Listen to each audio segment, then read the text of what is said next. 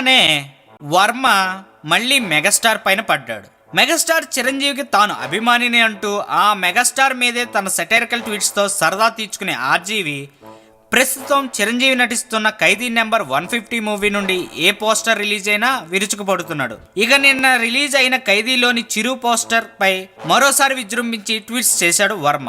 చేతిలో కత్తితో iron rod మీద కూర్చున్న చిరు స్టిల్ చూసిన ఆర్జీవి చిరంజీవిని ఈ స్టిల్ కోసం ఒప్పించిన డిజైనర్ ఇంకా డైరెక్టర్ కాళ్లకు దండం పెట్టాలి అంటూ ట్వీట్ చేశాడు. ఇక ఈ ఫోజ్ ఇచ్చేందుకు సహకరించిన చిత్ర యూనిట్ అందరి ఫోన్ నెంబర్లు ఇవ్వండని, ఖచ్చితంగా ఈ డిజైనర్ కు చరిత్రలో కొన్ని పేజీలు ఉండాల్సింది అంటూ విమర్శలను గుప్పించాడు.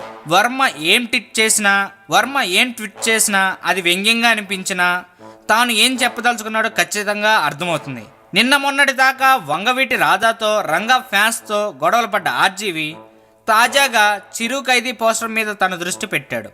చిరు ఫ్యాన్స్ వర్మను టార్గెట్ చేయడం మామూలే అనుకోండి. ఏది ఏమైనా 9 ఏళ్ల తర్వాత చిరంజీవి చేస్తున్న ఈ సినిమాకు వర్మ చేస్తున్న ఈ నెగిటివ్ పబ్లిసిటీ సినిమాకు ఏ మేరకు ఉపయోగపడుతుందో ఏమో, కానీ ట్వీట్స్ మాత్రం చిరుని ఘోరంగా అవమానించేలా ఉన్నాయన్నది వాస్తవం. అది వర్మ స్టైలు. చూద్దాం. ఈ వీడియో మీకు నచ్చినట్లయితే సబ్స్క్రైబ్ చేయండి. ఫిలిమి స్టార్స్ బోలెడంత న్యూస్ బోల్డ్గా.